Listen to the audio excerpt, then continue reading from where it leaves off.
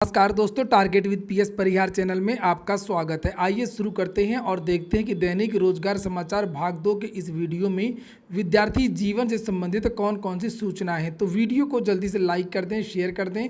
जिन छात्रों ने चैनल को अभी भी सब्सक्राइब न किया हो तो जल्दी से सब्सक्राइब कर लें।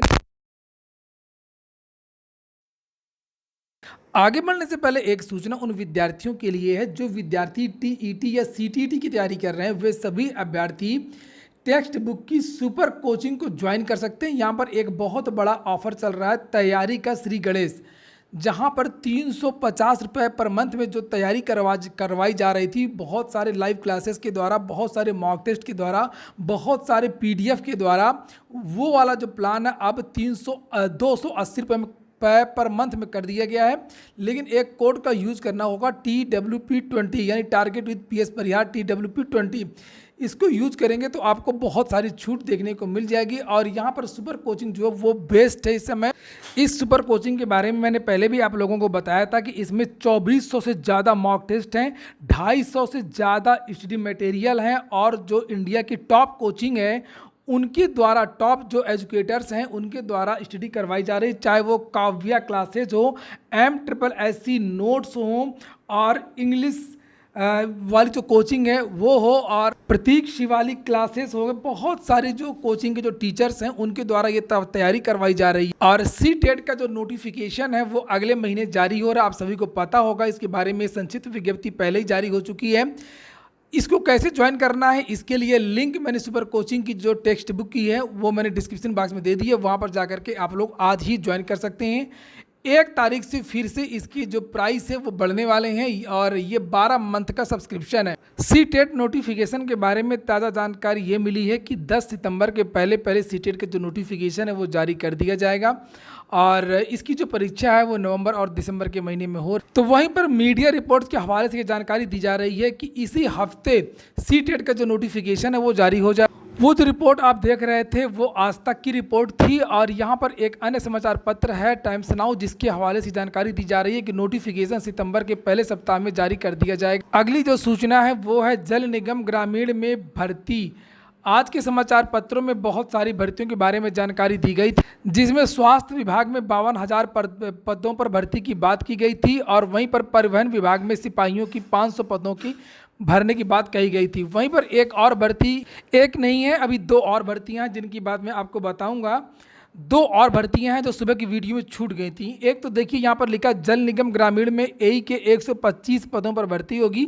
जल निगम ग्रामीण में अब सहायक अभियंताओं की भर्ती लोक सेवा आयोग के माध्यम से कराई जाएगी। पहले मुख्यालय स्तर पर ये भर्तियां की जाती थीं। सपा सरकार में सहायक अभियंताओं की भर्ती में हुई धांधली के बाद ये फैसला लिया गया है। जल निगम ग्रामीण में मौजूदा समय खाली 125 पदों पर भर्ती का प्रस्ताव भेज दिया गया लोक सेवा आयोग को, और राज्य सरकार ने शहरी और ग्रामीण क्षेत्रों के लिए जल निगम का बंटवारा कर दिया है। ग्रामीण क्षेत्र का अधिकार नमामि गंगे को दे दिया गया है, और शहरी क्षेत्र की जिम्मेदारी नगर विकास विभाग के पास है।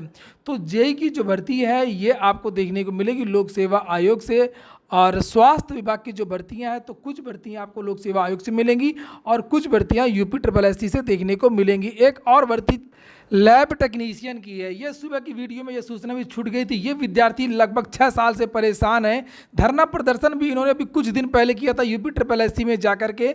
लिखा, जल्द भरे जाएंगे लैब टेक्नीशियन के 700 पद खाली हैं। उप मुख्यमंत्री प्रदेश में लैब टेक्नीशियन के 700 पदों पर भर्ती प्रक्रिया लटकाए जाने के विरोध में मंगलवार को उप मुख्यमंत्री ब्रजेश पाठक से अभ्यर्थियों ने मुलाकात की है। राजधानी में उनके सरकारी आवास पहुंचे अभ्यर्थियों ने शिकायत की कि स्वास्थ्य विभाग की लापरवाही की वजह से भर्ती प्रक्रिया लटक गई है। अभ्यर्थियों का कहना है कि उत्तर प्रदेश अधीनस्थ सेवा चयन आयोग ने अधियाचन को त्रुटिपूर्ण बताकर के वापस विभाग को भेज दिया है। मामला लटका हुआ है और अब कोई सुनवाई नहीं हो रही है। अभ्यर्थियों ने बताया कि PET 2021 के माध्यम से मार्च 2022 में इसकी परीक्षा होनी थी, लेकिन वह नहीं हो रही है। PET 2021 के स्कोर कार्ड की वैधता अब सिर्फ 2 महीने बची है। और वहीं पर इन विद्यार्थियों से जब वार्ता हुई तो उप मुख्यमंत्री जो ब्रजेश पाठक है उन्होंने आश्वासन दिया है कि लैब टेक्नीशियन के जो 700 पद हैं इन पर जल्द भर्ती आपको देखने को मिलेगी। 4 भर्तियां हो गई हैं। एक तो स्वास्थ्य विभाग की भर्ती 52,000, दूसरी लगभग 500 पदों पर आबकारी विभाग की भर्ती 135 ए की भर्ती लोक सेवा आयोग से, और अभी लैब टेक्नीशियन की भर्ती यूपी ट्रिपल एस सी से। और अगली जो चौथी भर्ती की जानकारी है वो महिला अग्निवीरों की होगी भर्ती। ये भी आज ही का समाचार पत्र है जो सुबह की वीडियो में छूट गया था। ऑनलाइन रजिस्ट्रेशन इसके हो रहे हैं। लास्ट डेट याद रखिएगा 7 सितंबर 2022 के पहले पहले सभी छात्राओं को इसके लिए रजिस्ट्रेशन कर देना है, और जो छात्रा रजिस्ट्रेशन करेंगी वही भर्ती प्रक्रिया में आगे बढ़ पाएंगी। लिखा महिला अग्निवीरों की भर्ती के लिए अधिसूचना जारी हो गई है। इसके तहत मिलिट्री पुलिस कॉर्प्स में महिला अग्निवीर के पदों पर नियुक्तियां होंगी। इसके लिए हेडक्वार्टर्स रिक्रूटमेंट जोन राज्यों के अनुसार भर्ती रैलियों का आयोजन अक्टूबर से लेकर के दिसंबर तक किया जाएगा। इच्छुक महिला अभ्यर्थियों को इंडियन आर्मी की वेबसाइट पर जाकर के रजिस्ट्रेशन करना होगा। इसकी अंतिम तिथि 7/2022 है। तो वहीं पर यहाँ आप लोग देख सकते हैं कि इसकी जो शैक्षिक योग्यता है उसके बारे में जानकारी दी गई है कि मान्यता प्राप्त स्कूली बोर्ड से न्यूनतम 45% अंकों के साथ में हाई स्कूल पास हो। प्रत्येक विषय में कम से कम 33% अंक होने चाहिए। वांछनीय हल्के वाहन चलाने का लाइसेंस होने पर उसको वरीयता मिलेगी। कोई ज़रूरी नहीं है आपके पास लाइसेंस हो या ना हो। 162 सेंटीमीटर की हाइट, वजन के बारे में जानकारी दी गई है। शारीरिक और मानसिक रूप से स्वस्थ। हालांकि नियमित भर्ती का विकल्प संविदा नहीं होती, फिर भी कुछ महत्वपूर्ण जानकारी मैं आपको दे दूं कि यहाँ पर भी कि हर विपरीत स्थिति में अवसर की तलाश होना चाहिए। और यहाँ पर क्या मिलता है आप लोग ये देखिए। इसमें योग्यता तो हाई स्कूल मांगी गई है। न्यूनतम आयु 17.5 साल से लेकर के अधिकतम 21 वर्ष की आयु है। योग्यता हाई स्कूल मांगी गई है, लेकिन एक खासियत ये है कि 4 साल की इस नौकरी में आपका 2 साल बच जाएगा, क्योंकि ये नौकरी जब आपकी कंप्लीट हो जाएगी अग्निवीर की तो आपको 12वीं की मार्कशीट भी मिलेगी वेतन के साथ में, यानी कि समकक्ष की योग्यता मानी जाएगी। अगर आप हाई स्कूल पास हैं और इसको ज्वाइन कर लेते हैं तो केवल आपका 2 साल का नुकसान होगा। उसके बाद में आपको मिलेगा क्या क्या। एक तो 12वीं की मार्कशीट मिल जाएगी, 12 पास आपको मान लिया जाएगा। यहाँ पर लिखा भी है इसके बारे में। और आपको 30,000 रुपये प्रति महीना मिलेगा। दूसरे साल 33,000 रुपये, तीसरे साल 36,000 रुपये मिलेगा, आखिरी साल 40,000 रुपये प्रति महीना मिलेगा। और जब आप रिटायर हो जाएंगे तो आपको 10 लाख रुपये मिलेगा।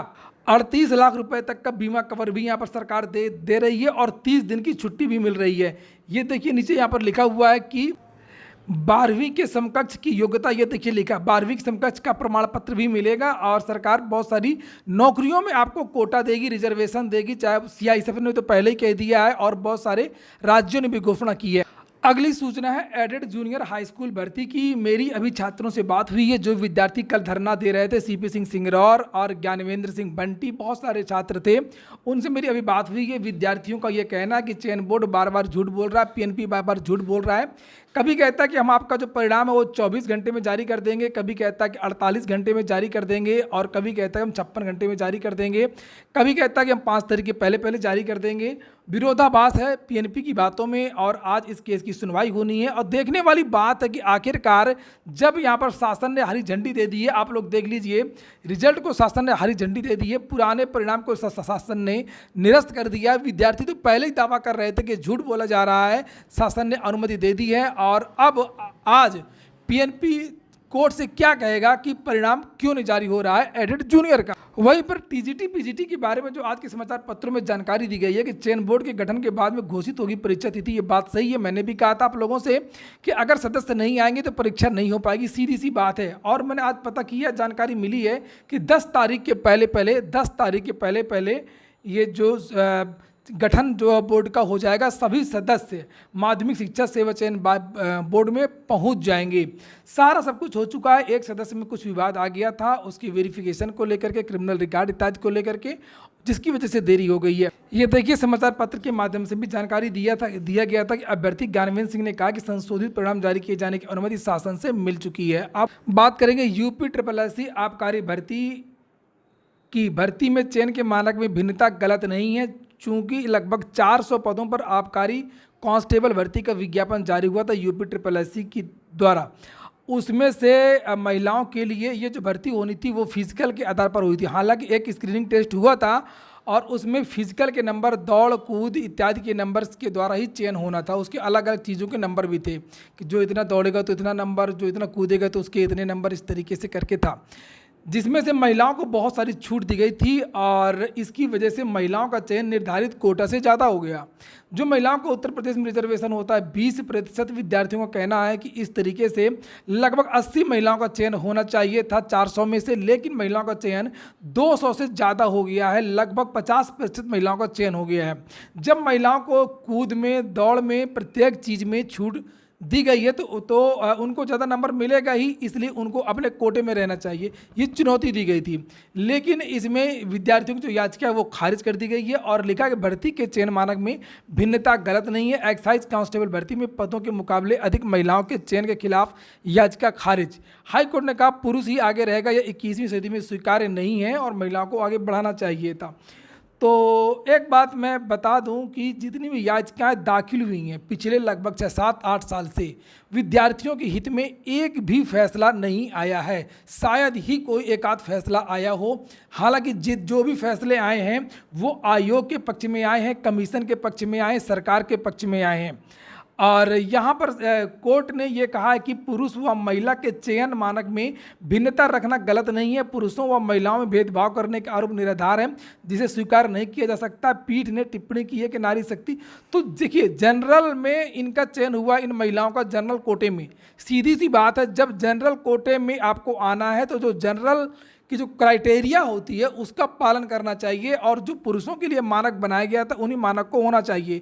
विद्यार्थियों को इसको चैलेंज देना चाहिए। अपील यानी डबल बेंच में सुप्रीम कोर्ट में विद्यार्थियों को सफलता मिल सकती है।